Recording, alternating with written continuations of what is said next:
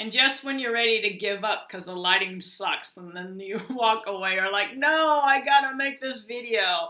Anyway, so I wanted to share with you an amazing experience that I had about 10 minutes ago in meditation, which I kind of meditate differently than a lot of people. I don't close my eyes and focus on my breath and go deeper within. Sometimes I do, but a lot of times I kind of just sit and I let my conscious thinking mind just kind of relax, and I gaze into this other realm. I don't know how to explain it, but it's really cool because I start getting downloads, I start getting images, I start getting feelings and senses and things like that. And what happened this morning was, I'm all about self-love and loving myself, and my whole thing is love and connection. Like, that's what I live for. Those are what I value and things like that. And what I realized today is that a lot of times we work on self-love. We want to love ourselves, take care of ourselves, and that's very important. But then we talk about the separate self.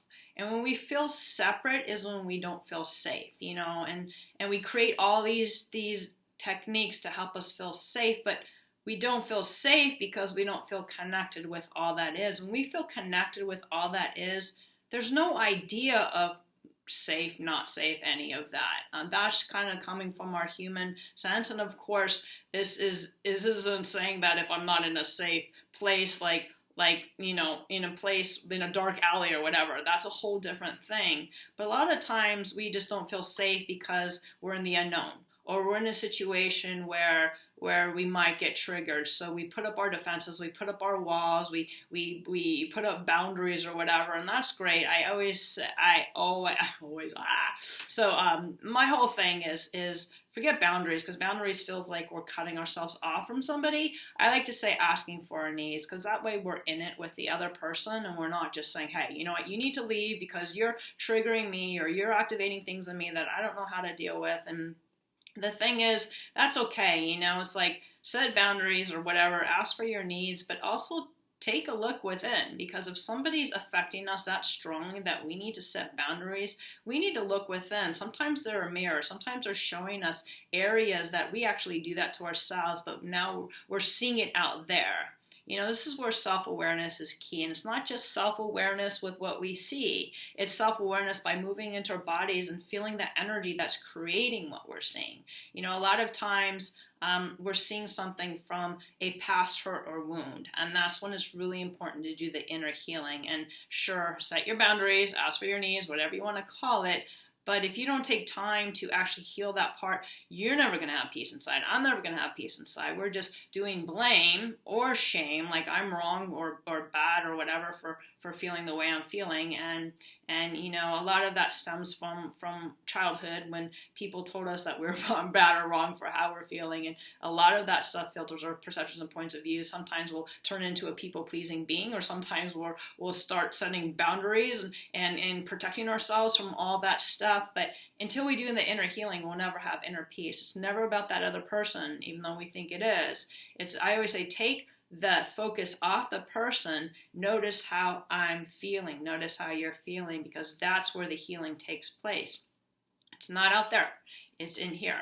If we really want to have inner peace, if we really want to feel okay with ourselves and our life journey, it starts with loving and accepting. It starts with inner child healing. It starts with when we're triggered, knowing that we're being activated, that there's something inside of us that needs compassion, love, acknowledgement, and understanding. And so many times we're like, we're that mean parent. Oh, you shouldn't think that thought, stop crying, I shouldn't be sad, all that stuff.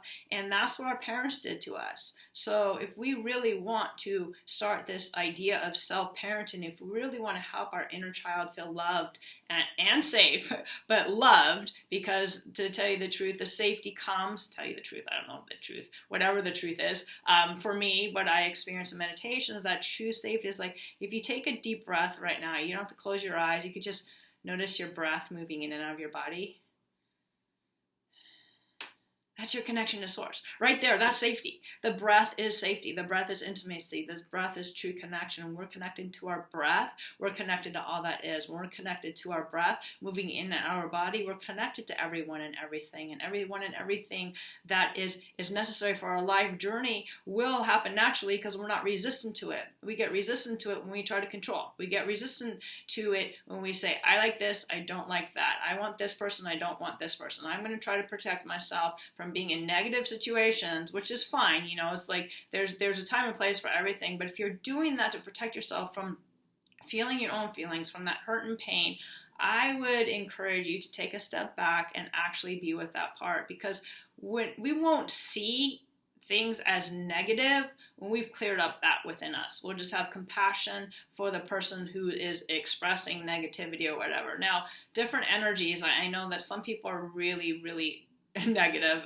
and like all the time, and that's a really hard energy to be around. But imagine if you could be that anchor for that person.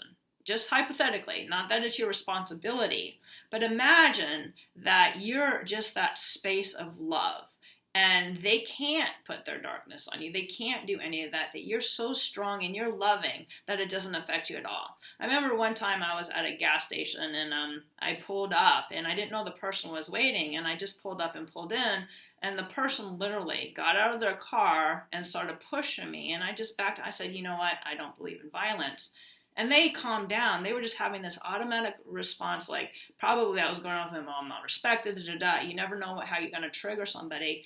But they backed off. They were just like, oh, wow. They didn't realize what they're doing. And that's what happens with a lot of people. When we get triggered, we go into a trance. We automatically regress back to some idea, some perception, some point of view that happened when we were little. Maybe that person was disrespected. So now they see that anytime somebody jumps in front of them or whatever, not intentionally, but, it's like all these things happen.